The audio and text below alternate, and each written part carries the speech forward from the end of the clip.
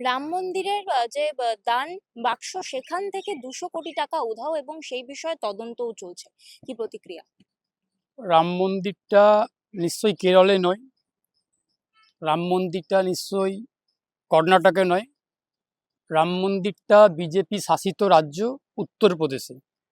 সেই রাজ্যের মুখ্যমন্ত্রী যোগী আদিত্যনাথ। এবং রাম মন্দিরটার সঙ্গে ভারতবর্ষের 80 কোটি হিন্দু সনাতনী বন্ধু বান্ধবীদের, ভাই বোনেদের, যারা আমার নাগরিকা, তাদের আবেগ, শ্রদ্ধা, ভরসা এবং বিশ্বাস জড়িয়ে আছে। সেইখানেতে চোরেদের প্রবেশ। রাম মন্দিরের দান বাক্স থেকে 1 টাকা 2 টাকা না, 1 কোটি 2 কোটি টাকা নয়, 200 কোটি টাকা চুরি হয়েছে। এই চুরির পিছনে কারা যুক্ত আছে এবং চুরিটা হলো কেন, চুরিটা হওয়ার মতো পরিবেশ তৈরি হলো কেন, এবং সেই চুরিটাকে রুখতে পারলো না কেন সে রাজ্যের পুলিশ এবং প্রশাসন, তাহলে রাম মন্দিরের নিরাপত্তাটা কোথায়? এই একাধিক প্রশ্ন তুলে দিচ্ছে এই রাম মন্দিরের দান বাক্স থেকে 200 কোটি টাকা চুরির পরবর্তীকালে। এবার সেটা যদি কেরলে হতো তাহলে বলতো কংগ্রেস সরকার ব্যর্থতা, যদি কর্ণাটকে হতো তাহলে বলতো কংগ্রেস সরকারের ব্যর্থতা, তেলেঙ্গানাতে হলে বলতো কংগ্রেস সরকারের ব্যর্থতা। তাহলে যেই রাম রাজ্য প্রতিষ্ঠার কথা যোগী আদিত্যনাথ বলেছিলেন, যেই রাম রাজ্য প্রতিষ্ঠার কথা বিজেপি ঢাকঢোল পিটিয়ে বলেছিল, এবং যেই রাম মন্দিরকে ইস্যু করে বিজেপি তার অতীতে একাধিকবার রাজনৈতিক বৈতরণী পার করার চেষ্টা করেছেন, কোনো কোনো সময় রাজনৈতিক বৈতরণী পার হয়েওছেন, সফলতার সঙ্গে সেই কাজ বিজেপি করতে পেরেছে। সেই রাম মন্দিরের নিরাপত্তায় কোথাও একটা খামতি, গাফিলতি, উদাসীনতা লক্ষ্য করতে পারছি। আজকে 200 কোটি টাকা চুরি হয়েছে, চোরেরা বহাল তবিয়তে নিরাপদে সুরক্ষিত পথ থেকে রাম মন্দিরের ভেতর পর্যন্ত ঢুকতে পারলো, সেখান থেকে টাকাগুলোকে চুরি করতে পারলো। এই একটা 200 কোটি টাকা চুরি হচ্ছে, সেটা নিশ্চয়ই 1 ঘন্টা বা 10 মিনিট 5 মিনিটের কাজ না। আর 200 কোটি টাকাটা নিশ্চয়ই 1 বান্ডিল 2 বান্ডিল টাকা না, যথেষ্ট পরিমাণ টাকা। তাহলে ওই দীর্ঘ সময়ের মধ্যে পুলিশ এবং প্রশাসন যেতে পারলো না। এবং আমরা জানি যে রাম মন্দির চত্বরটা ভিতরে এবং বাইরে সিসিটিভি ক্যামেরাতে মুড়ে দেওয়া আছে নিরাপত্তার জন্য। তাহলে সেই সিসিটিভি ক্যামেরাগুলো অকেজো হয়ে পড়ে আছে, নাকি সেই সিসিটিভি ক্যামেরাগুলো নজরদারি চালানোর মতো পর্যাপ্ত কর্মী নেই? এই সমস্ত দিকগুলো একাধিক প্রশ্ন দেখা দিচ্ছে। এবার ওইখানেতে যেহেতু রাজ্যের প্রশাসন, রাজ্যের সরকার যেহেতু বিজেপি পরিচালিত যোগী আদিত্যনাথের নেতৃত্বাধীন সরকার, তাহলে সেই সরকারের ঘাড়েতে গিয়েই এই ব্যর্থতার দায়টা বর্তায়। যেই বিজেপি বলে যে রামরাজ্য রামরাজ্য রামরাজ্য করে গলা চিৎকার করে বেড়ায়, সেই রামরাজ্যে যদি রাম মন্দিরে 200 কোটি টাকা চুরি হয়, তাহলে রামরাজ্যের বাইরের রাজ্যগুলোর কি পরিস্থিতি, বিজেপি শাসিত রাজ্যগুলোর, সেটা আমরা সহজেই অনুমান করতে পারছি। রাম মন্দিরে চুরি হবে এটা কখনোই কাঙ্ক্ষিত না, এটা কখনোই প্রত্যাশিত না, এটা অবশ্যই লজ্জার বিষয়। আজকে আমি এই রাম মন্দিরে চুরি প্রসঙ্গে একটা কথা বলতে চাই, সে কথাটাকে আমি জানি না কোন মানুষ কিভাবে নেবেন বা কে কিভাবে ব্যাখ্যা করবেন। আমি আমার দৃষ্টিকোণ থেকে, আমার যুক্তি থেকে আমি অ্যাডভোকেট এস.কে বাবুলাল বলতে চাই যে আজকে মন্দিরে চুরি হচ্ছে, তাহলে এটা কত বড় লজ্জা এবং ঘৃণার ব্যাপার যে মন্দিরে চুরি হচ্ছে। আমরা অতীতেও শুনেছি যে মন্দিরে চুরি হয়, আমরা কিন্তু কোনোদিনও শুনিনি যে মসজিদে চুরি হয়। এই কথাটা কিন্তু খারাপভাবে হয়তো কেউ ব্যাখ্যা করতে চাইবেন, আমি কিন্তু খুব স্পষ্ট করে বলছি, এটা অন্য কোনো দৃষ্টিকোণ থেকে, অন্য কোনো উদ্দেশ্য নিয়ে বলছি না। মন্দিরের প্রতি আমার অগাধ শ্রদ্ধা এবং সম্মান রয়েছে, তার কারণ আমি মনে করি, আমি বিশ্বাস করি মন্দিরটা আমার সনাতনী ভাই বোনেদের ধর্মস্থল, প্রার্থনাস্থল। সেখানকে আমি কখনো অপমান করতে পারি না, অপমান করবও না। আমার মন থেকে, আমার মন থেকে পূর্ণ শ্রদ্ধা এবং সম্মান রয়েছে। আমি শুধুমাত্র এটা বোঝাতে চাইছি যে মন্দিরে চুরি করছে মানে কোনো মুসলিম চুরি করতে যাচ্ছে না। আবার রাম মন্দিরের মতো জায়গা, যেটা মন্দির, সেখানে তো আইডেন্টিফিকেশন করে, আইডেন্টি কার্ড দেখে, তার পরিচয় জানার পরে সেখানে প্রবেশ করতে দেওয়া হয়, হিন্দু নাকি মুসলিম নাকি খ্রিস্টান। তাহলে সেখানে হিন্দুরা প্রবেশ করছেন, চোর হিন্দুরা প্রবেশ, যে সমস্ত চোরেরা হিন্দু ধর্ম থেকে বিলং করে তারা প্রবেশ করছেন, তারা ঢুকে গিয়ে মন্দির থেকে চুরি করে নিয়ে আসছে। তাহলে এটা কত বড় লজ্জার বিষয়। যদি কোনো মুসলমান চুরি করতো তাহলে মানতাম যে হ্যাঁ চুরি করেছে। মন্দিরে চুরি হয়, মসজিদে চুরি হয় না, আমরা কোনোদিনও শুনিনি। এবার বিচ্ছিন্ন কোনো ঘটনা থাকতেই পারে, না আমার হয়তো জানা নেই সেটা। তাহলে মসজিদে যখন চুরি হয় না, মসজিদে কারা প্রবেশ করেন? মুসলিম ধর্মের মানুষ প্রবেশ করেন, তারা চুরি করছেন না মসজিদ থেকে। তার মানে মুসলমানরা তাদের ধর্মটাকে মন থেকে, হৃদয় থেকে বিশ্বাসের সঙ্গে পালন করছেন। তারা মনে করছেন যে চুরি করা, মসজিদ থেকে চুরি করা পাপ বা চুরি করা পাপ। তাহলে আমার হিন্দু ধর্মের ভাই বোনেরা যারা চুরি করছেন তারাও তো হিন্দু, হিন্দু ধর্মের মধ্যেই কেউ না কেউ পড়েন। তাহলে তারা কতটা কুলাঙ্গার, কতটা মানে কি বলবো, কতটা কালপ্রিট, কতটা অসভ্য বর্বর অপসংস্কৃতি চাষ করছে, যে তারা সনাতন ধর্মের যে একটা বিশ্বাস, সনাতন ধর্মের যে একটা শ্রদ্ধা ভালোবাসার জায়গা মন্দির, সেই মন্দির থেকে তারা চুরি করে আনছেন। তাহলে তাদেরকে মানে কি বলবো, তাদেরকে হিন্দু বলাটা যায় কিনা তারা আগামী দিনে মানুষ বিচার করবেন। কিন্তু আমার প্রশ্ন হচ্ছে যে হিন্দুরা রাম মন্দিরে গিয়ে চুরি করে নিয়ে আসছে। হিন্দুরা বলতে গেলে সব হিন্দুরা না, যারা চুরি করলো তারা হিন্দু ধর্মের মানুষ। তারা হিন্দুত্বের পরিচয় দিয়েই, হিন্দু ধর্মের ধর্মাবলম্বী হওয়ার কারণেই মন্দিরে প্রবেশ করা ছাড়পত্র পেয়েছিলেন।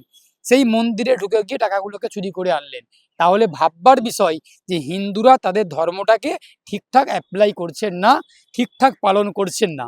আমি হিন্দু ধর্মের ভাই বোনেদেরকে বলবো, নিজ ধর্মের প্রতি আস্থাশীল থাকুন, নিজ ধর্মের প্রতি ভরসাশীল থাকুন, অপর ধর্মের প্রতি শ্রদ্ধাশীল থাকুন।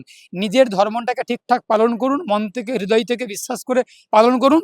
দেখবেন সমস্ত অপরাধ, সমস্ত কেলেঙ্কারি, সমস্ত রকম বর্বরতা, নৃশংসতা নিজের অন্তর থেকে, বাইরে থেকে, সব কিছু থেকে বর্জিত হবে। আর তারা যদি ধর্মটাকে যদি ঠিকঠাক পালন করতে না পারেন, আমি ধর্ম পালন করার কথা উৎসাহ দিচ্ছি না, আমি ধর্ম পালন করতে বারণও করছি না। আমি বলছি যেই ব্যক্তিটা যেই ধর্ম থেকে বিলং করেন, সে সেই ধর্মটা মন থেকে পালন করুন। তাহলে তেমন কোনো অপরাধ থাকবে না। মুসলমানরা মুসলমান ধর্মটা পালন করুক ঠিকঠাক করে, হিন্দুরা হিন্দুটা করুক, খ্রিস্টানরা খ্রিস্টানটা করুক। তাহলে কোনো অপরাধ, কোনো রকম নৃশংসতা, কোনো বর্বরতা, কোনো চুরি, কোনো রকম অসামাজিক কাজ কোনো ধর্মপ্রাণ মানুষের দ্বারা হতে পারে না। মানুষ ধর্মপ্রাণ হোক, যারা ধর্ম পালন করেন তারা ধর্মপ্রাণ হোক। এখন এই মন্দিরে চুরি হয়েছে, রাম মন্দিরে চুরি হয়েছে, এক কথায় বোঝাই, এক কথায় বলি, এটা উত্তরপ্রদেশের যোগী আদিত্যনাথের নেতৃত্বাধীন বিজেপি সরকারের আইন শৃঙ্খলার দিক থেকে চরম ব্যর্থতা, চরম ব্যর্থতা, চরম ব্যর্থতা। বিজেপি ঢাকঢোল পিটিয়ে প্রমাণ করার চেষ্টা করলেও প্রমাণ করতে পারবেন না। এটা বিজেপির চূড়ান্ত ব্যর্থতা। পুলিশ এবং প্রশাসনের, উত্তরপ্রদেশ সরকারের পুলিশ এবং প্রশাসনের চরম ব্যর্থতার একটা নজির, জ্বলন্ত উদাহরণ। আরেকটি প্রসঙ্গে যাব যে 7 দিন ধরে যোগা দিবসের কারণে রেড রোড বন্ধ রাখা হচ্ছে এবং রবিবার সেখানে অনুষ্ঠান পালিত হবে। নরেন্দ্র মোদী সেখানে আসবেন। কিন্তু দেখা গিয়েছিল যখন নামাজ ছিল, ঈদের নামাজ ছিল, তখন কিন্তু মুসলমানদের ব্রিগেডে ময়দানে নিয়ে যাওয়া হয়েছিল। একদিনের জন্য রেড রোড ছাড়া হয়নি। এই দ্বিচারিতা নিয়ে কি বলবো? মুসলমানদের দীর্ঘদিন ধরে, দীর্ঘ বছর ধরে রেড রোডে ঈদের নামাজ সম্পূর্ণ হয়, ঈদের নামাজ পালিত হয় দুদিন, বছরে দুদিন, কয়েক ঘন্টার জন্য। সেটা পশ্চিমবঙ্গের নতুন সরকার, বিজেপি পরিচালিত শুভেন্দু অধিকারীর নেতৃত্বাধীন নতুন সরকার মনে করেছেন যে রেড রোড থেকে নামাজের জায়গাটা স্থানান্তর করে ব্রিগেডের মাঠে দেওয়া হবে। আমি এটাতে খুব একটা খারাপ কিছু দেখছি না। কারণ আমি দেখছি না এই জন্যই, বৃহত্তর স্বার্থে যদি সরকার মনে করে থাকেন যে একটা রাস্তাকে ব্লক করে নামাজ পড়াটা বা ধর্মাচরণ করাটা, ধর্ম পালন করাটা একটা অশোভনীয় এবং জনস্বার্থে সেটা প্রভাবিত করে, জনগণকে সেখানে কোথাও একটা অসুবিধার সম্মুখীন হতে হয়, একটা ব্যতিব্যস্ত পরিস্থিতির মুখোমুখি হতে হয়, তাহলে পশ্চিমবঙ্গ সরকারের সেই সিদ্ধান্তটাকে আমি অ্যাডভোকেট এস.কে বাবুলাল সাধুবাদ জানিয়েছি, স্বাগত জানিয়েছি, ভালো কথা। তাহলে যখন ওখানে নামাজটাকে স্থানান্তর করে ব্রিগেডের মাঠে দেওয়া হলো, সেই ব্রিগেডের মাঠে নামাজ স্থানান্তর, রেড রোড থেকে স্থানান্তর করার পিছনে যুক্তি কী ছিল, কারণ কী ছিল, যে মানুষের চলার জন্য, জনপরিবহনের জন্য এবং গণপরিবহনের জন্য মানুষের সুবিধার্থে রেড রোডটাকে মুক্ত করে দেওয়া হবে। এটা তো সমর্থনযোগ্যই, এটা সাধুবাদ জানানোর যোগ্য, এটা প্রশংসার যোগ্য। কিন্তু আজকে যখন যোগা দিবস পালন করার জন্য 7 দিন ওই রেড রোডটাকে বন্ধ করে, স্তব্ধ করে, ট্রাফিককে জাম করে প্রধানমন্ত্রী নরেন্দ্র মোদীজি আসবেন, বা হাজার হাজার লক্ষ লক্ষ মানুষের সমাগম হবে, সমবেত হবেন ওখানে, সেখানে যোগা দিবস পালন করবেন, তাহলে এর পিছনে কি যুক্তি আছে? তাহলে কি আগের যুক্তিটা, যেই যুক্তিতে রেড রোড থেকে নামাজটাকে স্থানান্তর করে ব্রিগেডের মাঠে নিয়ে যাওয়া হলো, সেই যুক্তিটা কি এখানে ধোপে টিকলো? সেই যুক্তিটা কি এখানে খাপ খেলো? তাহলে খেলো না। তাহলে সরকারের কি মানসিকতা সরকারের? কি এমন উদ্দেশ্য ছিল যে রেড রোডটাকে মানুষের জন্য মুক্ত করে দেওয়া, নাকি সরকারের উদ্দেশ্য ছিল শুধুমাত্র মুসলিম সম্প্রদায়ভুক্ত মানুষের নামাজটাকেই বাধা দেওয়া বা নামাজের জায়গাটাকেই পরিবর্তন করা? আমি আবারও বলছি, রেড রোড থেকে নামাজটাকে স্থানান্তর করে ব্রিগেডের মাঠে নিয়ে যাওয়া হয়েছে। আমি অ্যাডভোকেট শেখ বাবুলাল সেটাকে সমর্থন করি, সাধুবাদ জানাই, স্বাগত জানিয়েছি। কিন্তু এই যুক্তিতেই সাধুবাদ জানিয়েছি যে রেড রোডটাকে মুক্ত করে দেওয়া হয়েছে, রেড রোডটা মানুষের জন্য মুক্ত করে দেওয়া হয়েছে। তার কারণ আমি অ্যাডভোকেট শেখ বাবুলাল, আমি একজন মুসলিম সম্প্রদায়ভুক্ত মানুষ। আমি মনে করি না যে নামাজটা রাস্তায় হওয়াটা সমীচীন।